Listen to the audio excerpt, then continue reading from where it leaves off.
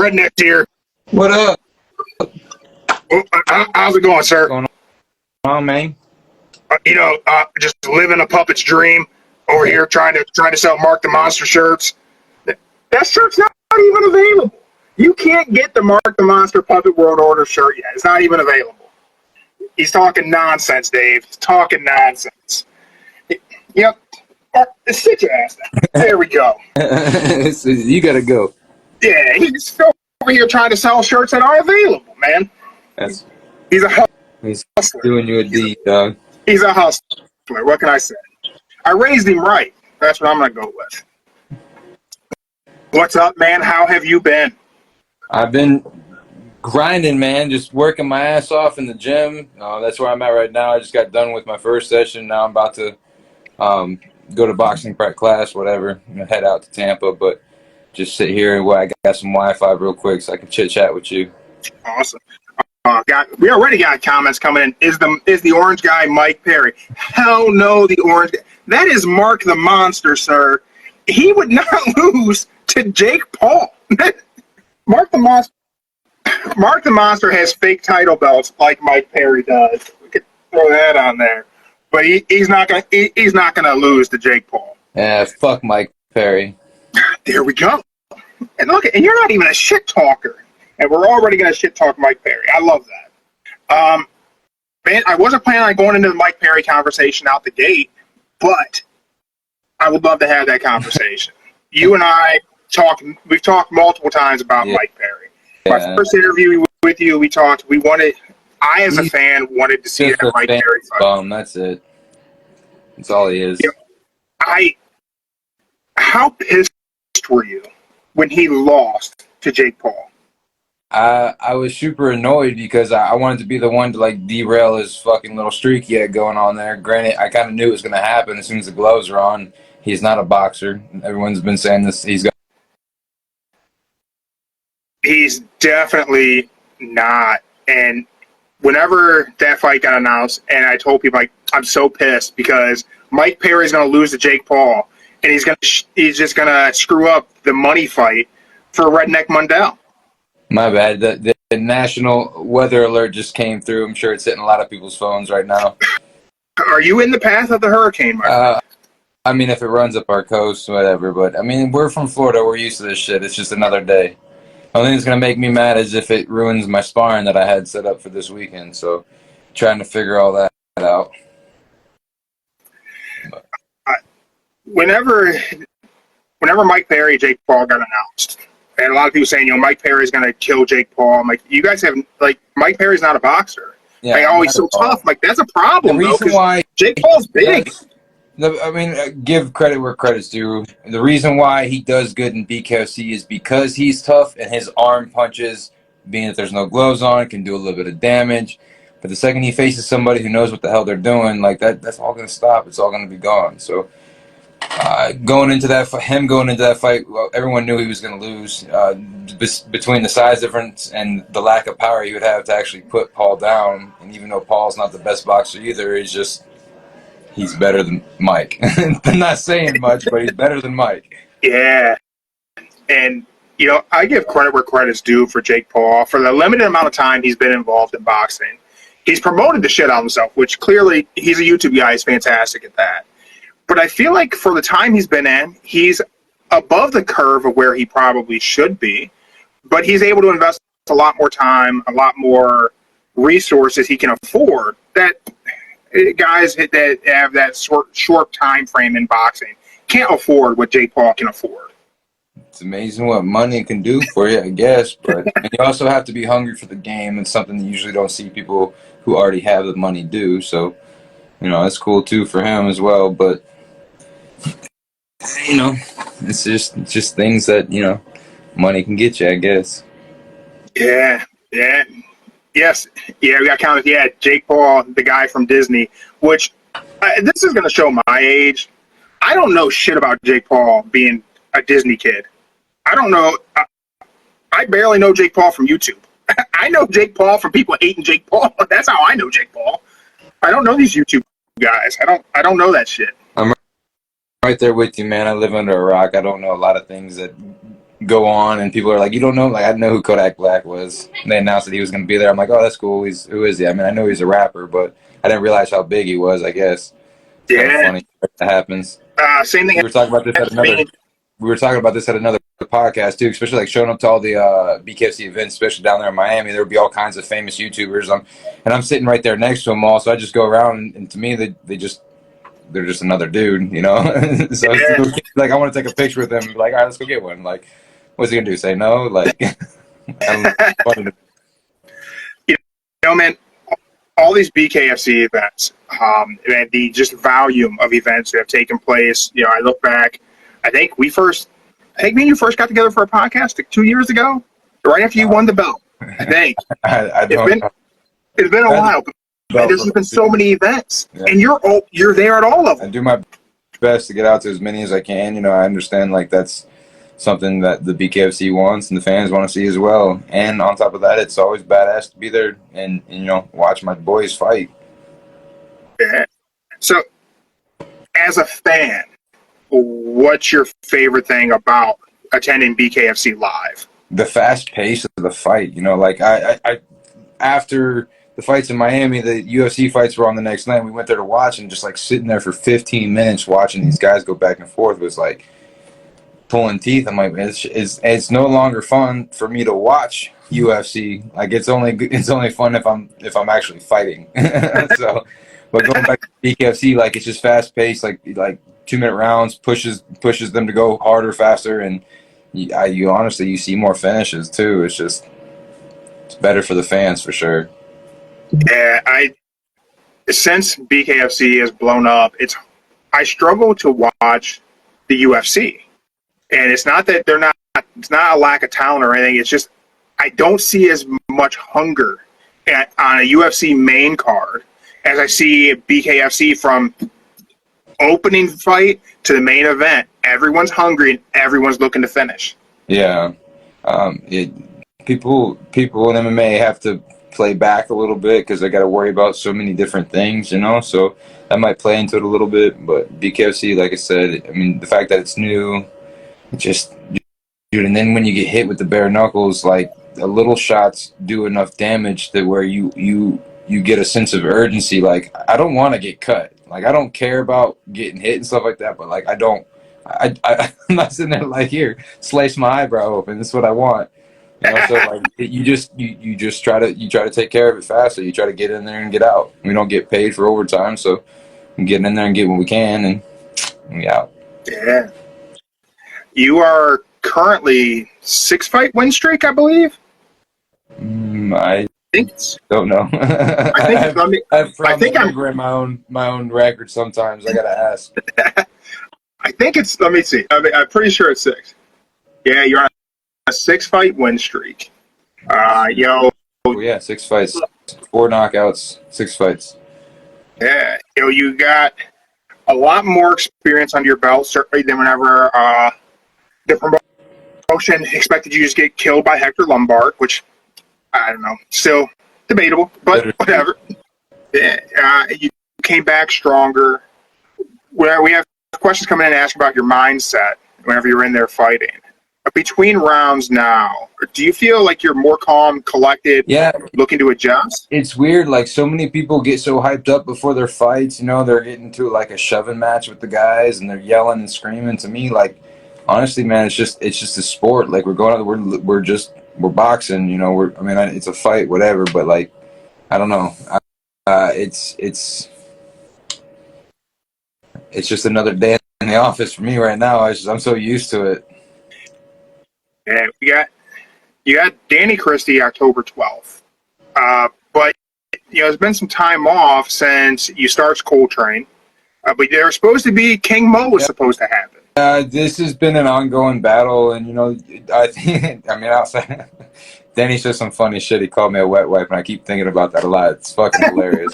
But he what is that insult? Like, I don't know. It's cool though. I want to use it. They got some crazy shit over there that they say, and I love it all. I just think it's fucking hilarious. But he also, before he said all that, he gave me a bunch of compliments, and he literally said I should thank him for this fight because if it wasn't for him, I wouldn't be fighting. And it fucking looks to be goddamn true because there's been a few times I'm supposed to fight and things fall through, whatever happens. Like Mo, I mean, what's a huge name? Like for him to pull out or whatever to happen, it's just like, wow, you know. And I'm glad they got me right over to Spain, which was the original plan anyway. So it's right back to it, just a different opponent. So it's pretty cool, and that's just the fucking roller coaster we're on, you know. Yeah, man. Remember the King Mo fight was announced. I was like, oh shit, Redneck's gonna get the knockout King Mo. This will be awesome. And then I think I can't remember. I think it was Russ from Extreme BKFC fan page sent me that. No, the fight's off. I'm like, what? What happened to the King Mo fight, man? It's super annoying, and they strung me along for a little bit. I'm pretty sure they kept it in the dark while I was still training for a while for the fight, which is fine because I shouldn't really pull off the gas anyways. And then we try to find some opponents to come in. I don't know if they said no or what the deal was with that, but whatever. Everything happens for a reason, and here we are. Like I said, Marbella, Spain, October 12th, getting ready to knock out Danny Christie. I can't complain. Hell yeah, man. It's a trip to Spain. You get paid to go to Spain. I would have made more money if I'd have fought here in Miami, though. This is bullshit. At least you get to see the sights. Is Spain the furthest you've traveled for a fight overall? MMA, boxing? I've not left the country for fighting. I'm not against it, but I usually turn those offers down just because, you know, I'd rather just be here at home. But you know, granted, you know, who's throwing the event and who's gonna be there and everything else that goes on with it. I was like, hell yeah. It's gonna be a big deal, man. A lot of things have changed since our first conversation in the world of BKFC. So you're gonna be on the first DAZN BKFC event. Zone got them. It's gonna be a lot of events. BKFC events are gonna be part of the Zone. That's going to be a huge promotional juggernaut behind the events. But now, a key difference today than our first conversation, we have the Conor factor. Hell yeah. Yeah, I think Feldman said it best. You know, like you call people, they wouldn't answer. Conor calls somebody, they pick up the fucking phone. You know, and look at how much we jumped in just, you know, such a short time that he's been on board. So I'm super excited to go over there, make some history, be the first, you know, BKFC event on the Zone, and outside of that, being the first time in Spain, I get to show out. I feel like I got a very good opponent for this to be able to display some skill because he's super tough, you know, but he also wants to fight. He's going to be looking for a finish as well. So he'll keep pushing in there, and that's what I need people to do is run in there so I can knock them out, you know, because usually when you smack somebody, they go into survival mode and they just want to run away from you the rest of the time. You know, it's kind of the problem I was having when I was fighting Coltrane. Like he wouldn't he wouldn't sit still for me. I'm like, come here, bitch. I had to grab a hold of him just so I could hit him real quick, you know. But that's all part of fighting as well too. So I'm just super excited about this fight. I know I'm definitely getting a highlight reel KO on this one. Yeah, man. I think that Danny Christie is not really factoring in. Your gym's trained for him previously. I keep telling this to everyone too. It's like, it's so funny. Like, he fought Jared at 85, so he went down a weight class. Cool, but I don't think he realizes I walk heavier than Jared does. I fight heavier than Jared does. I am bigger than Jared. So, like, he's gonna learn. He done fucked around. Now he's about to find out, and it is what it is. Call me a weight bully, whatever. As far as I'm concerned, Jared's holding my 85-pound belt until he retires, and then I'll take it over from there. You looking to be 2-division champ? Gonna be champ? I mean, it has a nice little ring to it, you know. But as far as my boy being in there, you know, he's got it.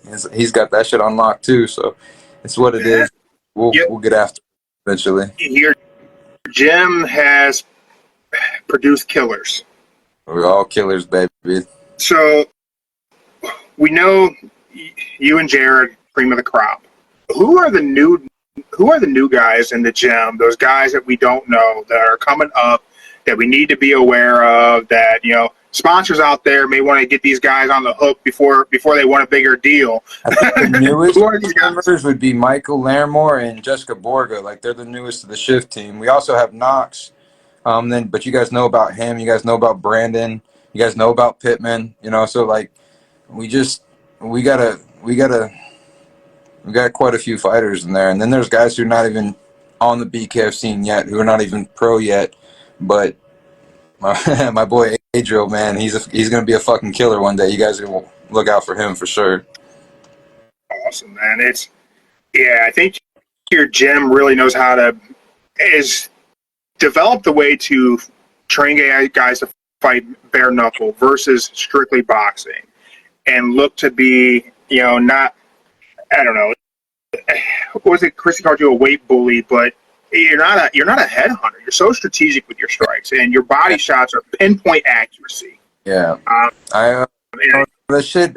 You get in there long enough, you realize, like, when you start cracking these guys in their fucking forehead, you break your hands and stuff, and it hurts. Like I said, I'm trying to get in and out, So I go in there and I pick my shots. I work the body, I open things up. I pull their hands. There's just levels to it, I use a strategic brawling boxing style, if that makes any bit of sense. I do my best. It's like my own thing when I go out there.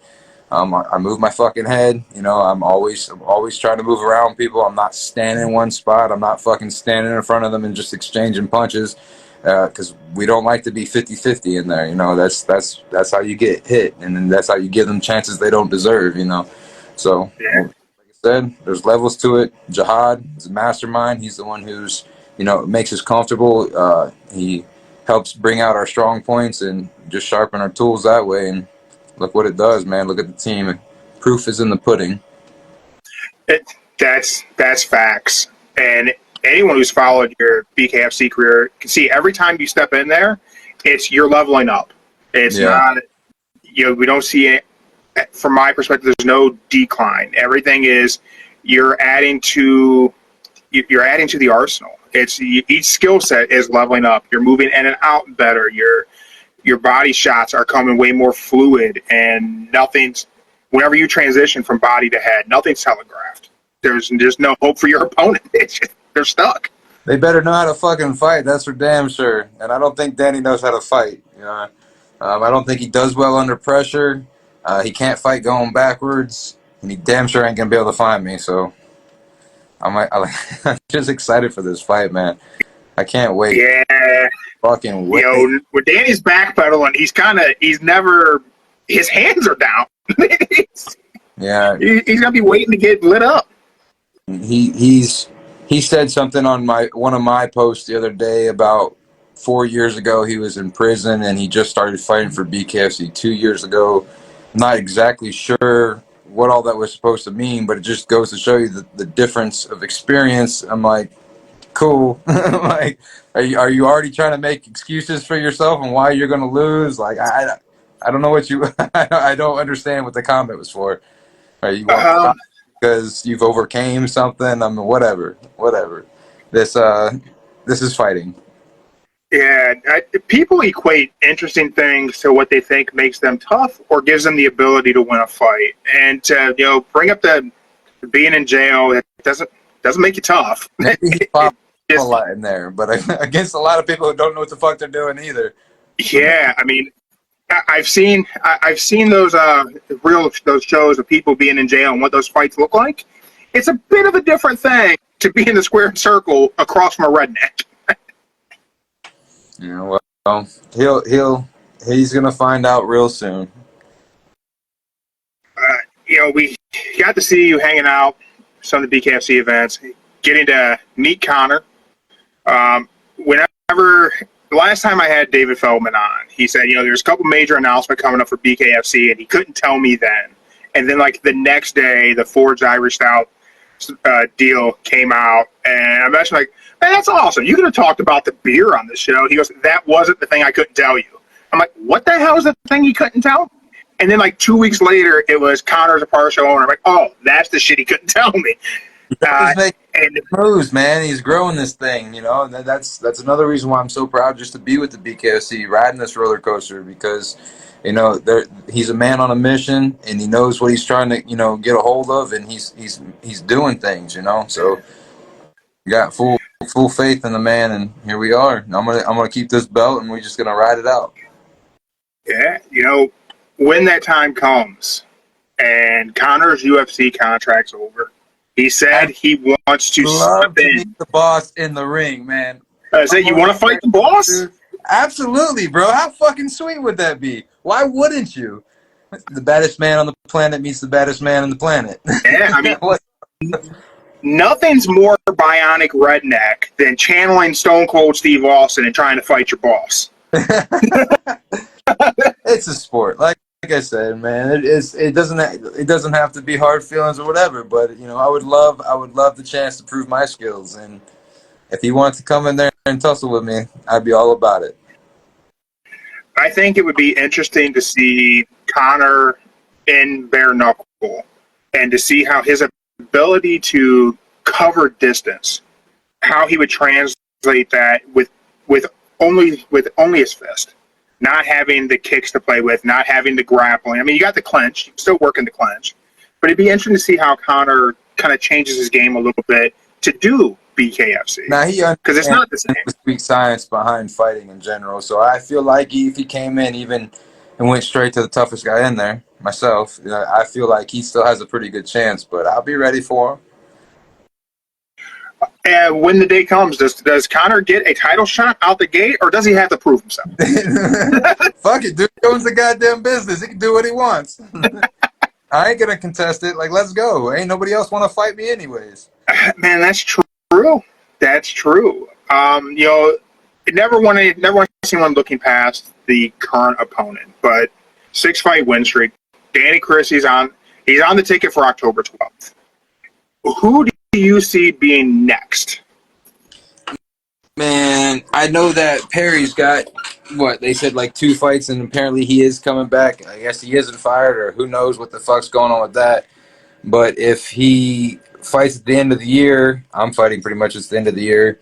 Maybe we meet up middle of next year or something. I don't know. Outside of him, there's a few guys that are 3-0 who keep saying my name, and I'm all for fighting them. I just know the BKFC doesn't want it because it doesn't really do anything as far as numbers. But that ain't a me thing, because I'm willing to fight them. I don't give a throw anybody in there. We'll fight. That's just how I am. But obviously, I would also prefer bigger names. But who is there? It's just whoever comes up next. I'm just know I'm game. Yeah, I foresee the rankings in BKFC kind of taking a shakeup. The DAZN partnership, Conor's being an owner, and like you said earlier, if he makes the call, people answer the phone.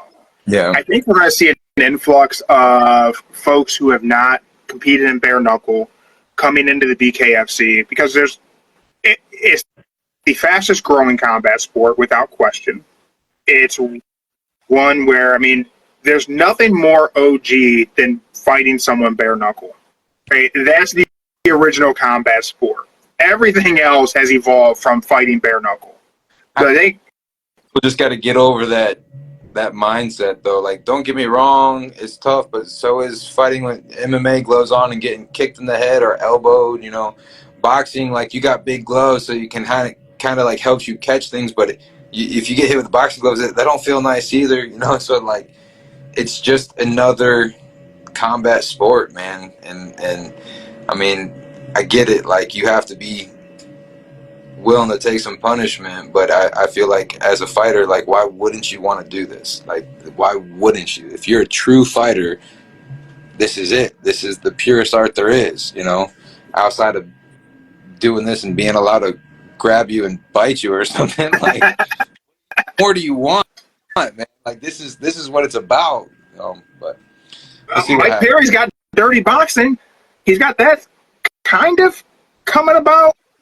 And they said with gloves on or some shit like that. I don't know what the whole fucking thing that he'll spew about. And it's kind of confusing. And best of luck with him. I don't wish no bad business on his half. I just hope before he does that, he gives me, the opportunity to take his shine away from him. So For me, man, I hope it happens, because I hope that payday comes, and I hope BKFC will take that platinum middleweight championship that I seen you with and make that the official middleweight strap, because that thing's dope. It is a pretty sweet belt. Yeah, that thing is awesome. One thing we had some questions coming in about your mindset and like how you approach things. Mike, I'm going to evolve that for something I have written on my post-it here. Motivation or discipline? What's more important for you? I can't tell you how many times I come in, I'm tired, I'm sore, my daughter's calling me, she's saying she wants to go do something. I mean, there's just so many. I work a full-time job, so I get off and I'm tired as fuck. I don't want to go to the gym and work. I want to go home and chill, take a rest day. But I'm in my own head about it. I feel like I can't take a rest day because that's just me being a bitch, So I'm constantly pushing, I'm constantly grinding, and it's because I'm disciplined, When the fight's over and the camp's not going on anymore, then I can go fuck off and have a little bit of fun. But right now, we're in camp. I know what I got to do. I don't negotiate with myself. I don't sit there and try to convince myself not to go. I know what it is, and that's what it is. And that's what we're going to do. Yeah, I had someone ask that question of me, like, well, what motivates you? I mean, not a lot. I'm just dedicated to doing certain things. I've just always done them. It is pretty motivating to go out in front of millions of people and get your ass whooped, but be so tired, you're like, yeah, fuck it, I'll be all right.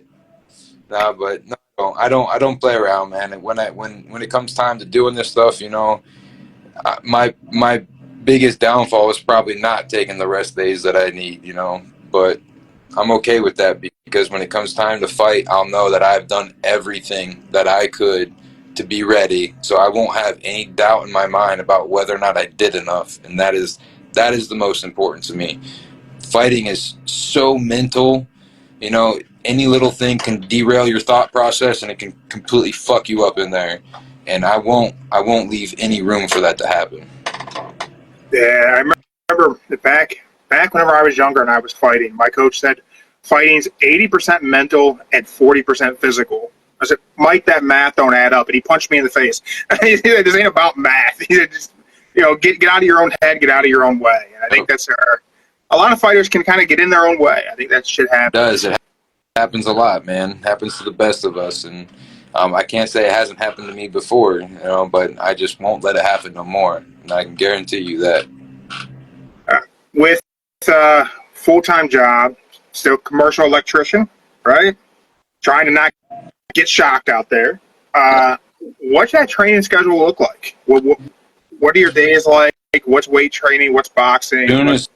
As soon as I get off work, man, I shoot straight over here to Fitness 360. I meet up with my personal trainer, Nick, who's his company's Chiseled Inc., and we sit there and we get a workout in, and then right from here, I take off and I go down to Tampa, and I train with the shift team over there starting at 6.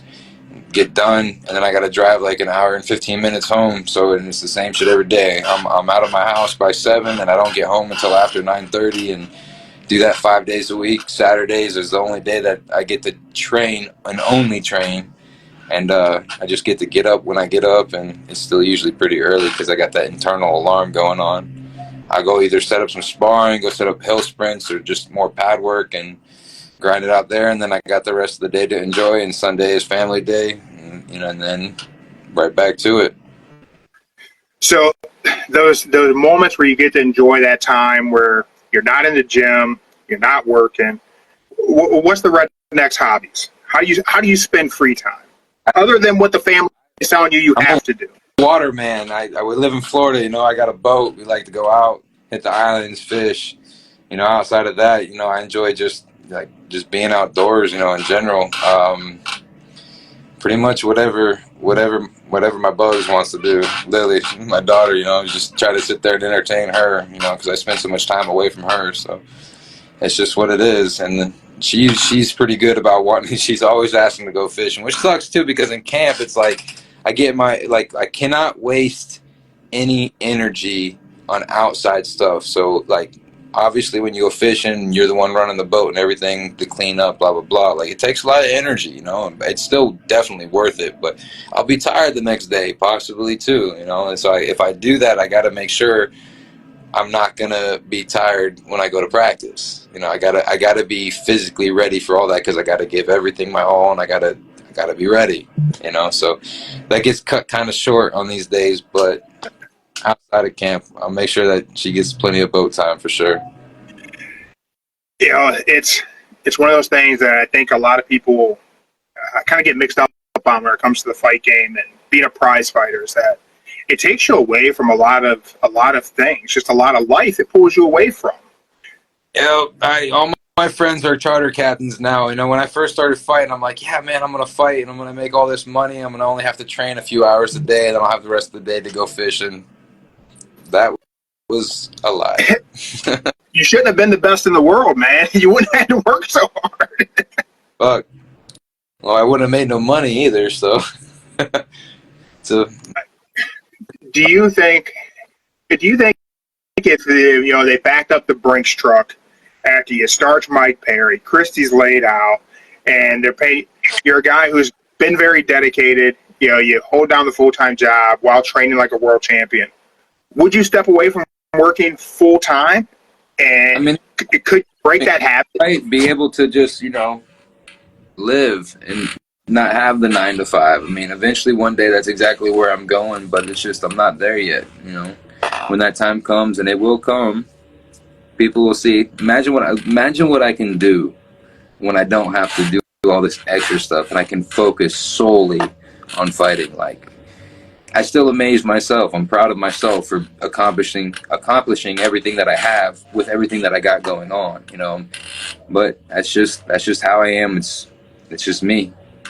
And it's truly unbelievable, honestly, to do what you do as a full-time job and be the best middleweight in the world. Whenever they do the countdown to Spain, that needs to be part of that story being told. Because there's a lot of people out there who are they get mad when just getting by. Work. They're like, come on now, Dave, you're world champion, you got to work. And like, I'm going into people's houses, they're like, do I know you? I'm like, no, you don't know me. Like, what? Oh. I just look like that guy. It's a common face. Just, don't worry about the cauliflower ears. That's from wrestling.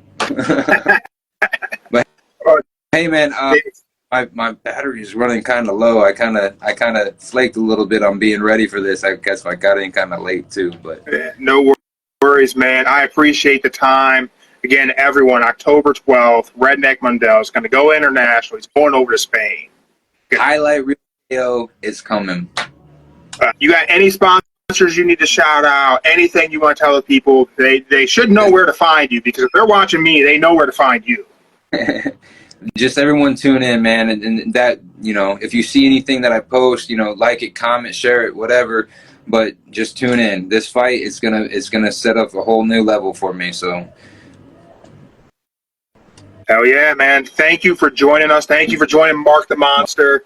Mark the Monster, man. You guys go. The link's in the bio, of course, come a podcast, and that's where all that shit ends up. You can buy some merch, get whatever you need, but more importantly. That ain't for sale yet, man. That's what you got to be doing. Yeah.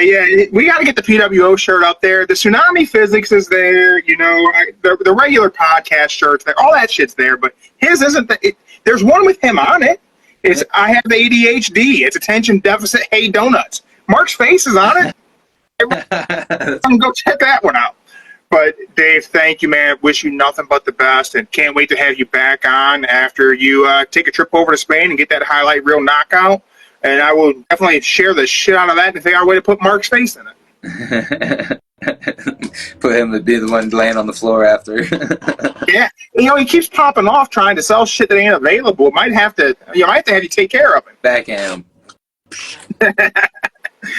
All right, man. Thank you very much. Be safe training, and can't wait to see you make that highlight. Yes, sir, man. I appreciate you having me on. Everyone, stay tuned. October 12th, Marbella, Spain is going down. And we're out.